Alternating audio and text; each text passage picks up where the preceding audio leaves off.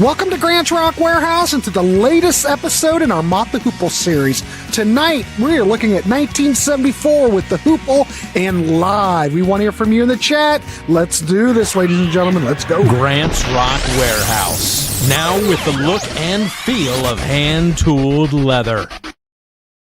Hey, welcome everybody. We are live. Let's hope we get some people showing up. But hey, it's the Mott the Hoople series. And I don't want to be too peppy, but I do want to mention that we did lose Mick Ralphs, who was you could not have Mott the Hoople without Mick Ralphs, and he passed away. And I'm dedicating this show to Mick and his work in Bad Company and Mott the Hoople, and it's a loss in the industry. I will give you that. But tonight we're just going to try to keep it up. Since we're doing a tribute, damn near, we're going to talk about two albums one album that he's barely on and one that he's not. just the way it goes. But he is on a couple of tracks on the Hoople. Let's give him that. Anyway, I want to welcome tonight's panel. We've got, God, I'm a mess. We got the Parish of Rock here tonight, ladies and gentlemen. And we've got Nick Esquire. He's here too. So let's get into it. So we're talking about two records that came 1974. As we know, I just mentioned Mick Ralphs was on a couple of tracks on here, but he had left I guess, what was the story? Was he still in the band when they started work on this record and he left? Does anybody know the story on that? I mean, he is on a couple of tracks. I don't know if those are tracks that were left over from the previous record. I don't know. Anybody know? I don't know. All I can tell you, just because I read it recently on social media from Morgan Fisher, was that Morgan Fisher had a front row seat to Mick sort of formulating Bad Company with Paul Rodgers, because Mick brought Morgan into his apartment and they lived together for a couple months. Mm-hmm. So, and I know that Morgan, I think, toured with them with the Mott cycle, and he may have played on that as well too. So I don't know if Mick Ralphs was playing on the album or rehearsing or whatever, but it was sort of like ships in a night. You know, Morgan's coming in the band and they're touring, and then he's gone to Bad Company. I have a funny feeling that it was a clean break. That's just a guess, though. Well, was it the whole fact that he left because weren't they having like a critical? I mean, it was pretty much Mick and Ian Hunter's band, but it seems like Ian Hunter, as we keep going, seems to have much more of a stronger foothold within the band, and I think there might have been some creative tension there. But anyway, we've got two good albums though, and whether we have Mick Ralphs here or not, still I think still strong record, because I think Ian Hunter at this stage is pretty much on fire. But we're going to look at it. So anyway, the Hoople 1974 and also the live album. So we've got a new guitar player, Ariel Bender. What do you guys think? Any thoughts on that? Kind of a wild player, interesting solos, interesting guitar parts, I think. I think he was a good addition. Well, Ariel Bender is also known as Luther Grobner from Spooky Tooth. Yeah. So one and the same, and I like his playing. I have some of his solo work, and I love his playing with Spooky Tooth. So I thought it was an inspired choice to replace Mick Ralphs. Different type of guitar player, though. Different, much different. 100%. But I think it kind of seems like a logical choice that he'd be chosen. Correct. He fits right in. I was going to say he fits in well. Yeah, different style, but he definitely fits in well, and the sound doesn't change much, does it? I mean, Mott the Hoople still sound pretty much the same. It sounds like Mott the Hoople. Previous couple of albums. So, yeah, no, I think it was a good choice as well. So this record, it peaked at number 11 in the UK and 28 in the US. So, I mean, I don't think that that's a failure by any. It's the 85th best-selling album of 1974 and 16th in Crane's Reader Poll. Just a little tidbit for you people. Wow. All right, let's do it. I'm going to throw it over to the Parish first, and then we'll go over to Nick. Parish, what's your thoughts on this record? And then we're going to want your rating out of 10. And this is how it works on this show. We try to keep everybody involved. And if you know this record, the whole goal here of these shows is to turn people on to Mott the Hoople. And I will want your rating out of the 10 as we get through it. So that being said, in that long ass intro, I want to welcome everybody watching. We've got Cretin. We've got West Coast Dave that we just saw West Coast Dave on the Contrarians. Good job tonight, West Coast Dave. We got Kyle. John the Music Nut is here, and he was on the damn show we just did a Black Sabbath show right before this. So that'll be coming up on the Contrarians, so stay tuned. Oh, I must say, I might as well do a damn promo. Yeah, do a plug. We did a Battle of the Rock where we looked at Black Sabbath, Technical Ecstasy versus Black Sabbath, Never Say Die. So keep your eyes peeled on the Contrarians for that. Anyway, Mike West is here. All right. Thanks everybody for coming on. All right. Parrish, what's your thoughts on this record and your rating out of 10? Well, I think it follows on quite nicely from the previous two. I have to say, of that trilogy, maybe it's probably the one I like least of the three, but I still think it's a really good album. As I said with the other two, I've lived with this for over over 50 years. So it's sometimes hard to be critical of something that's been part of your life for so long. But right. To sum this up, listening to it again, as I have over the last few days, I tell you what, it sums up British music in 1974 pretty well. You can hear elements of Bowie, you can hear elements of Wizard, bands that you probably aren't aware of, but like Mud and Shawaddy Waddy, who were huge at the time in Britain. So this is very British, I'd say, and very 1974. Now, whether they influenced what was going on at the time or the other way around, who knows? But yeah, very, very 90. The other thing I think is quite interesting is it almost sounds like a soundtrack from a sort of like a rock show, really, musical. And if you think of Rocky Horror Picture Show, that kind of thing. So a few of the songs to me sound like that. And when we get onto it, we talk about the live album. They played Broadway, and I just wonder if there was any overlap between them playing places like Broadway and the influence onto this album. Going through the tracks, I think it kicks off brilliantly with Golden Age of Rock and Roll. I love the intro on the piano. And again, as I say, it just sums up 1973 to me, or 74. Very Wizard-like on some of the piano work. Love it. I have to say, I don't think there's a bad track on the album, but some of the highlights, Marionette, I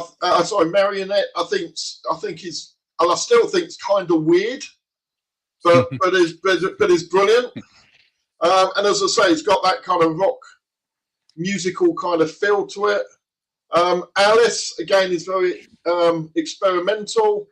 Crash Street Kids, which are probably you won't be aware of, but there was a comic strip in a kids comic called the Beano in the UK called the Bash Street Kids, and I think this is kind of that comic strip converted into a song, and probably for copyright reasons called it Crash Street Kids. And I think it's pretty punky. I mean, bearing in mind this is 74, but it's kind of got that punkiness to it.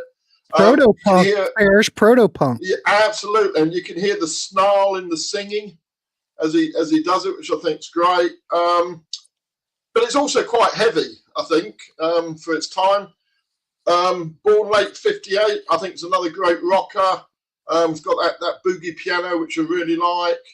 Trudy's song is again kind of weird and very hypnotic, I think, the way it goes through.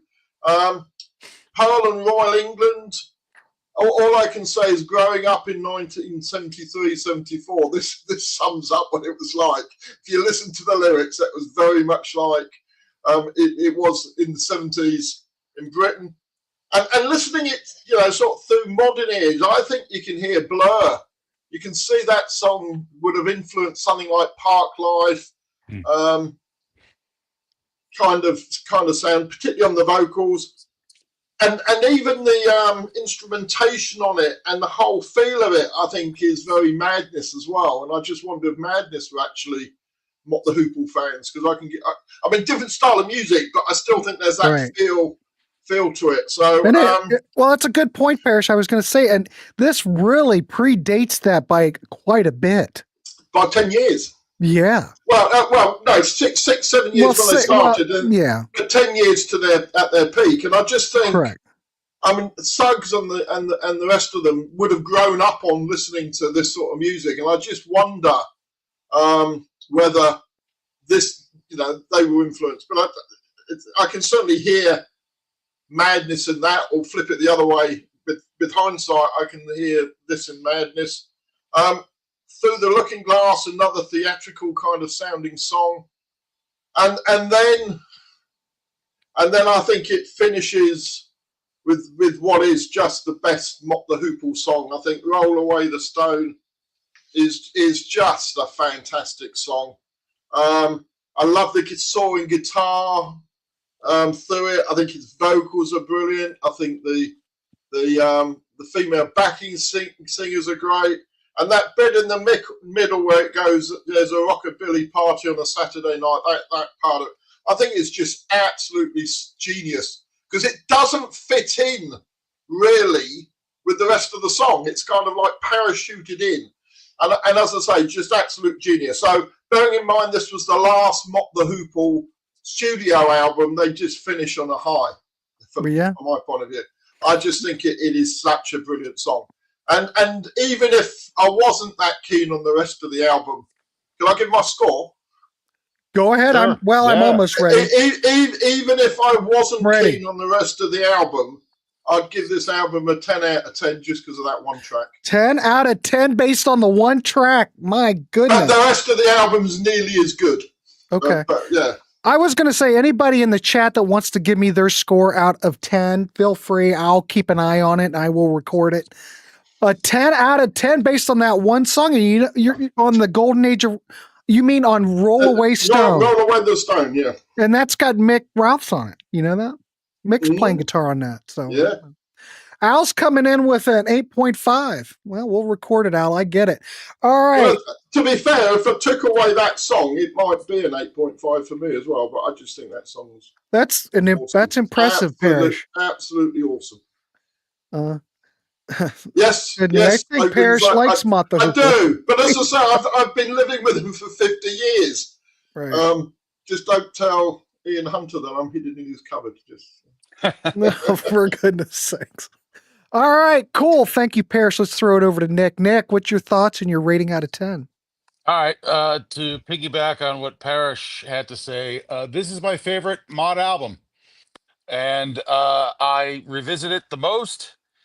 I love to listen to this album in its exact order, and I put it on at the beginning and I go through the whole thing to the end, and it's always an enjoyable experience. The songs get to the point. There are no 8 to 10 minute epics, which I favor. They produced it, or Ian, Buffin, and Overend produced it, and I think they did a wonderful job. I love the sound. I think it sounds great in 2025. Yes. There's a lot of ear candy in this album. There's strings, there's horns, there's sound effects. I think that the sound of the album holds up today. The secret ingredients to this album are the new blood. R.I.P. Mick Ralphs, phenomenal, big Mick Ralphs fan. Mm-hmm. Luther/Ariel is a different guitar player, but he and Morgan Fisher are really inject a different kind of thing here. And I think they do a wonderful job. And I think the band was very generous in spotlighting those two people, those two musicians as well, in each and every song. So it just gives a different flavor. And I really like their energy. I think the album itself has a lot of energy. It's got a lot of intensity.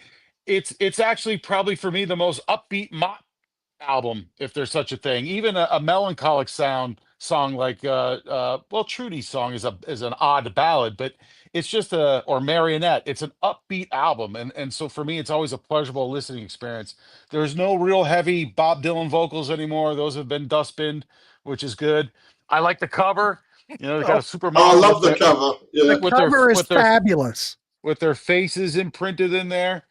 I have two copies of this album, and they're both beat to shit. but so people have enjoyed it. But prior to me buying it, of course, I had to get it on CD. But I really like it. Hit the highlights. Golden Age of Rock and Roll, one of my favorite Mott songs. It's heavy. It chugs. It's why I would want to be in this band because of songs like that. It's just so much fun to hear, and I gotta imagine it must be fun to play. They've got that line in there too about the 96 decibel freaks, which I understand there's a story behind it with. Parrish probably knows this. With there was like citizen committees in the UK, and they were trying to crack down on sound, and I think the threshold was 96 decibels, sort of like an old lady committee that run around busting everybody's chops. Marionette, it's sort of like a great Alice Cooper song to me, or it could have been Alex Harvey. So it is a weird song. It's ambitious. The production's ambitious. I love it. And when we get to the live album, well, the 30th anniversary, if we talk about it, that song we got to talk about how we're going to approach I know, that. but that song goes. That sounds really well. Alice, that song works its way into my brain. I love the melody, love the rhythm changes of that song. Great. Crash Street Kids is so heavy. It's a heavy song, and then it fades out, and then comes back again. It's like it's got all these tricks of the trade in it. So I love it. What's that? I was laughing at the Keep Britain Tidy bit that came up. That really made me laugh. That's funny. But hey, I want to say that backstage recording, this is hardcore, ladies and gentlemen. They have the stereo and quad version. I've seen the quad version. I should have bought it when I've seen it on should have vinyl. got it. I know. I missed it. Is that a because flea market even though this is a tangent, even though you play, if you don't have something that can play quad, which who does anymore, right? If you play the quad version with a stereo cart, it'll still throw out something way different. Really good. I know. It's kind of why you'll sit there and go, well, that's weird, but it works, That's one of those I should have done. It was at a flea market of all crazy things, and I didn't pull the trigger. So always pick up those quad albums if you ever see them, ladies and gentlemen. Cheap, but those days may be gone. All right, tangents over. Unicorns. Born late '58. Overend sings, does a great job. So he's the new Mick Ralphs. So he did a great job. Morgan Fisher bashing it on the piano, great guitar solo. It's all stuff. Trudy song, and Parrish mentioned it. It's like an offbeat ballad. But it's very obviously Trudy's his wife, so they've been together now 50 years, so that's kind of cool. So the lyrics don't seem contrived to me, so I like it. It seems very heartfelt. Pearl and Roy, Parrish summed it up. Through the Looking Glass, I thought was a really big, grandiose, ambitious song that they pulled off well with a great vocal performance by Ian. And I agree with Parrish. I can't get my head around the fact that Roll Away the Stone was not a hit in the U.S. The guitar is great. The piano's great. I like. You said it right. They parachute that sort of 50s vibe in there. But the album itself has a lot of 50s throwback elements to it, from horns to the background vocals. So thematically in this album, if you like that sound and like that, you said Wizard and it's sort of that throwback sound, heavy. This is really a great album. So there's not much more I can say. It's my. I'll tell you why it wasn't a hit in America. Why? It Shalalala Push Push. I just don't think as a backing vocal, that comedy coming in the way it does, it's so out of place. I mean, I think it's one of the things that makes the song brilliant is the backing vocals. But I think that's so quirky. And then bearing in mind, glam rock wasn't generally translating across the Atlantic anyway, was it? So I just think that kind of humour probably didn't translate across. That's fair. That is fair. But so this being my favorite album, I'm like Parrish, and I give it a 10. It's a 10 out of 10 for me, and I can't recommend it more highly. Well, I think both of you gentlemen, I have to admit, I agree with everything that Nick said. Now, on paper, you wouldn't think that this, have Mick Ralphs only like on a couple of tracks. So on paper, but we've seen this before. You get some new blood in, and the band seems revitalized, and I think this is what we've got here. Plus, I think Ian Hunter is getting better and better and better. He probably is the master of his craft on this record. There's no Dylan vocals, like Nick said. They've totally, I'm going to give this a 10 because this is also my favorite. I think it's fabulous, though it shouldn't be. But like Nick said, production is great. The album cover is great. The sequencing is good. You've got, where's my notes? I think Ariel Bender, fabulous. I think he's fabulous. And it all works on this record. Now, the other records were good too, but Mott the Hoople, by the time that they get to this point, they just get better and better. Where's my note? Okay, yeah, Golden Age of Rock and Roll. This is like a glam anthem with a pop hook. This got to number 16 UK chart. Roll Away Stone, best track on the damn album with Mick Ralphs. What a send off. And this got to number 8. Marionette, kind of like have a mini opera here. Does anybody hear foreshadowing of Queen? Maybe. No, and that's the other way around. Queen toured. Or the other way. What? Yeah, Say that again. Queen toured with Mott the Hoople in the UK. I think it was about 72. And when we get on to the live album, the American tour, the live album is based. Yeah. So when I say they toured with Queen opened for Mott the Hoople. Well, so I think there's some influence going on there. Queen then opened for Mott the Hoople in the States as well. So there's definitely an overlap. And I think who influenced who, but there's definitely that operatic overlay there. They were definitely influencing each other. Another point that the Parish made about Street Crash Kids. This predates punk by 2 years. This is proto-punk. Mm-hmm. I don't know how often that gets pointed out, but good Lord. The whole record is fabulous. I'm sorry. I love it. I'm giving it a 10. I could listen to this record over and over again, never get tired of it. Everything is it's a great record. And it should get more love as far as I'm concerned. Hopefully, damn it, we can give it more love. If you haven't heard this record, please go check it out. If you haven't checked out any of this Mott the Hoople catalog, please do. You know, that's what we're about. I'm now beginning to think, having talked about Queen, I'm wondering, is that Brian May's hair, do you think, on the cover? I mean, it could be. Well, much too good looking for Brian May. Yeah. I just meant the hair. Yeah. All right, so everybody in the chat, have you given me, if you know this record, look, Grant's sucking up. I'm just telling you how I feel, slogan. You know how we deal with that. We just ban them.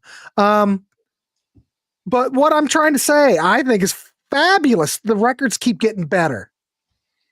All right, anyway. Everybody give me, okay, Cretin, okay. Ken's got a 9.5, okay. All right, Cretin's coming in with an 8.5. All right. We've got,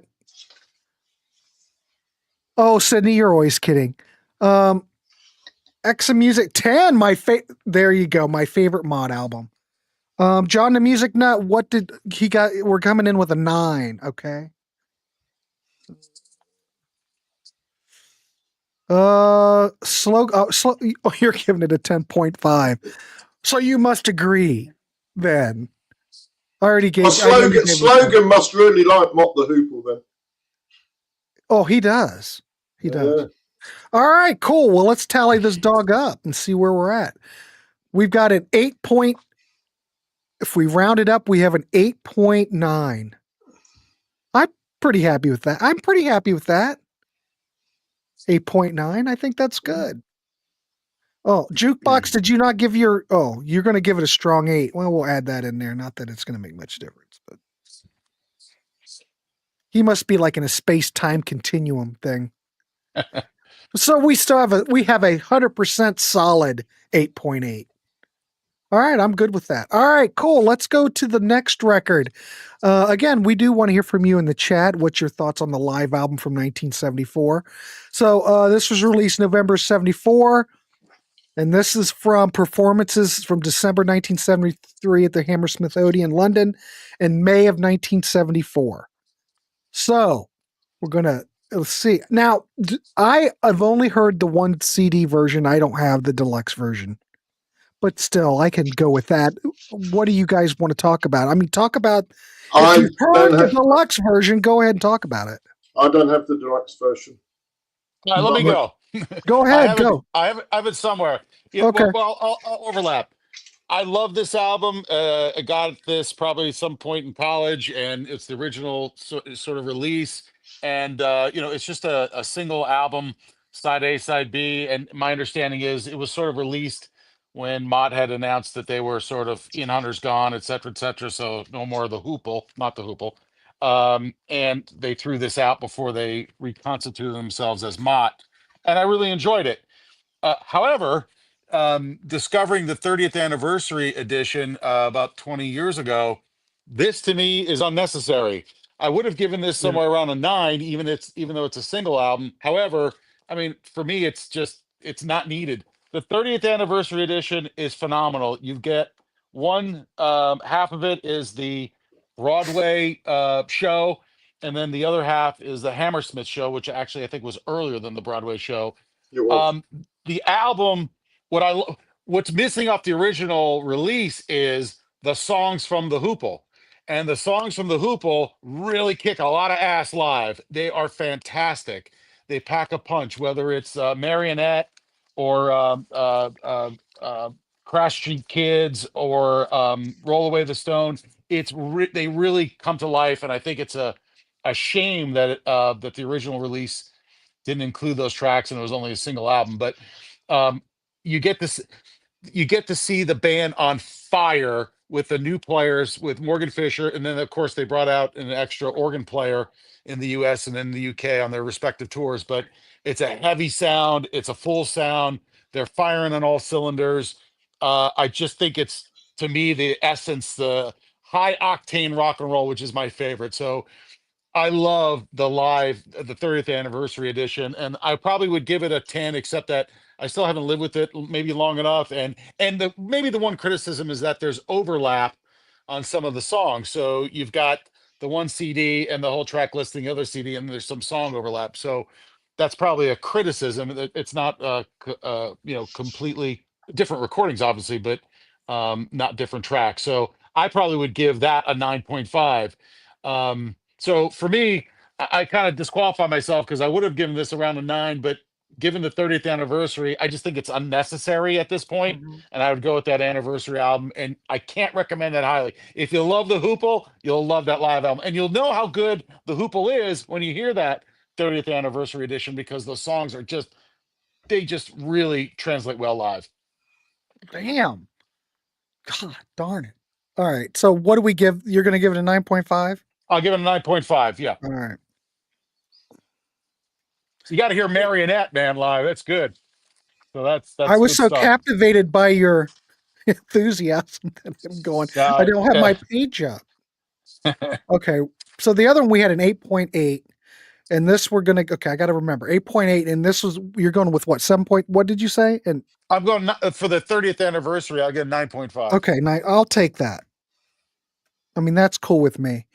And for anyone who has heard this, I'm going to throw it back out. I will keep track of the chat. So if you want to give me your score out of 10 for live, I will record it. Anyway, awesome, Nick. Let's throw it over to the Parish of Rock. Parish, what's your thoughts on that? I'm kind of a bit conflicted on this album. There are, I mean, I do really like the album, but there's a few buts to that. I mean, the starting point is, I think it's pretty raw, which I like. I think they come across really well. It's not overproduced, so and I think that's brilliant. I think it, all the way from Memphis that opens it up sounds great. Sucker is at another level from the studio version. Rest in Peace, which I don't think it's on an album, is it? I think it was a B-side. It's not on a studio album from memory. So that's good. But this is where what my first downer is. I don't like all the young dudes on it. I think it's subdued. It's slower. There's something, and I never have liked the live version. Normally, I think live versions are better, but this one seems to have lost the sparkle. Whether it was because of the Bowie production on the studio version, but I've always thought it's lacking something. Now, I'd be interested to hear the version that's on the Hammersmith recording that you mentioned. because it'd be interesting to see if that's different. But on this, I've always thought that's I don't know. I don't like. Normally, I like the live versions better than studio versions. This is the odd song where I don't. I prefer the studio version, and it's missing something. And then the other downer I've got on it is Walking with a Mountain, which again I think is really good. It just doesn't need that guitar and drum solo bit towards the end. I've never been a fan of that. I mean, you listen to it through, but it kind of. But then on the flip side, I don't normally like medleys, but I think the medley on this is fantastic. And the throwing in of Get Back and whole lot of shaking going on, etc. Normally I'm not a big fan of that kind of thing, but I just think it works so well on here, and it shows their roots and everything. So I do like the medley at the end. Well, I think the whole of side 2 is brilliant, but I particularly like the medley. So it's just really, I guess, more than anything, it's just that version of All the Young Dudes I don't like. Well, sorry, I like it. I just don't like it as much as the studio version. Gotcha. So because of that, that kind of knocks it down a bit for me. So I'd probably give it an 8.5 because of that. Okay. Just as I say, no, I've always felt the same way. It's not, from the first moment I heard it, I've always thought that live version's not as good. Well, all right. So an 8.5. Well, after listening to what Nick said, now I'm going to have to listen to that damn 30th anniversary. When you hear it, you'll be like, how the hell did they leave these tracks off it? That's what you're going to say. And then what happens is then when you look at the original release, you realize it's a bit disjointed. That's the problem with the original one now, because now you know the full story and you know where all the other missing pieces are that are filled in, and that's what you're going to get. You're going to feel and like things like Walking with the Mountain with the drum and the bass, it's sort of like evened out because there's so many other songs. You kind of get the full performance and the full like landscape of the performance. So, but I hear what Parrish is saying too, and I can't differentiate. I can't remember off the top of my head, Parrish, about the Hammersmith version of Dudes. I like both of them, although that is a tough song to pull off live, so I get it. But so when you hear the full thing and then you go back to the original, like for example, they put in Rose, which was not on the U.S. release, and Parrish told us last time it was on the U.K. release, but here it is. So it's a song we're not really familiar with, which is I guess kind of neat. There are so many other songs on the 30th anniversary edition that you just has so much energy. It's really incredible. Yeah, I like the other thing that's interesting. Go ahead, Parrish. The other thing that's interesting is this got to number 23 in the States, but only got to number 32 in the UK. So I think this is the first album where they did better. And I think that may be because in the early 70s, live albums did well, didn't they? But they didn't do so well over here. So it clearly struck a chord with the American market more than the studio albums. Well, I have a feeling that I'm going to be spending some money. Thanks, Nick. Because you can tell that the single record, obviously, if anybody's been to a concert during this time, this is heavily edited, and they just took it down to the basics. I want to hear more of it, so I'm going to have to get the 30th anniversary edition. But I don't have a problem. The Hammersmith melody's fine, and I don't have a problem with all the young dudes on here. But I do. Some of the Hammersmith tracks, I thought that they sounded a little bit kind of muddy. I don't know. Maybe they sound a hell of a lot better on the new version. I don't know. But it's fine. But it does drive me crazy. And it was the record label. They originally wanted this to be a double record. But the record company went, well, we're not going to do that. So this is what we got. But still, if you want to hear Mott the Hoople live, which you can hear the energy, like Nick said, it's a fresh band. It sounds like they're running on all cylinders. They sound great. Ariel Bender, good Lord Almighty, he was a great addition. I do want to hear it, but even though I'm just basing it off the single CD, but you still in your monkey brain are going, where's the rest of it? So you have to knock it down something because they knocked it down. Yep. And I think it's great though. I'm going to give it like I'll give because of what freaking Columbia did it. For whatever the record company did. Choose your record company. They decided to edit it down, so I have to cut my Ken, I don't stream.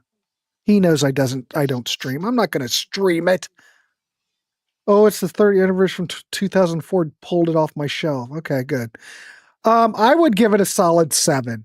I want to hear the whole thing, and I bet you once I get the 30th anniversary edition, I can bump that up to a 9, 9.5, because now I want to hear the whole damn thing. Yeah, so I feel like I've been robbed. You're gonna love it. You're gonna love it. Do you think it was because they knew the band was splitting up? Do you put out a double album for a band that's about to split up? I think it was a contract. Well, Mm. now think about it, because the other records they were on. Well, this was on Columbia, right? Yeah. Weren't the other 2 records on Columbia too? Yeah, and it's produced by Dale Griffin, so he's in house. He's in the band. But I think they, Ian Hunter's leaving or gone, and they're moving on. So they threw this out there. You would think that this would be a contractual album. Now, I don't know if Mott was considered a totally separate band. We're going to look at those 2 albums next. So yeah, we're all inclusive here in Warehouse, damn it. We're going to get all of it. So I don't know if they had a separate contract for that. I don't know. Oh, Ken's coming in. We got a score from Ken. Cretan, there must be a space-time continuum. So we've got, I haven't even taken their scores yet. Jesus, Grant, get with it. I start talking, I forget what I'm doing. So we've got Cretan's giving it an 8. Ken's giving it an 8.5. All right. Well, see that it's still looking really good. The album cover's good as well, isn't it? It's good. Yeah, it's a good live album cover. It's kind of simple. They're very glammy looking. Back is phenomenal. Yeah, very glammy looking. I would love to see that, like a video of that. That would have been insane. Yeah. John the Music Net coming in with a 9.5. Oh, Exa Music's coming in with an 8.5 and Gold Wax a 7.5. All right, let me record these down. Anybody else have it? Give it to me and we can record it. We can see where we end up. Okay, Jukebox Cowboy, 8 for the original, 9 for the re-release. All right. West Coast. God damn, I had the same problem on the damn Black Sabbath show. West Coast Dave, we are here for you, Dave. We are here for you. Jukebox Cowboys coming in with an 8. Got it. Sydney's going to go with a 9. All the Young Dudes is already slow to begin with, but a classic. Slowing it down more is odd. Parish knows. It's all good, but we've got a 9. All right. Is that it, everybody in the chat? I think we're ready to tally this dog up. Let's tally it up, and we have a 8.4.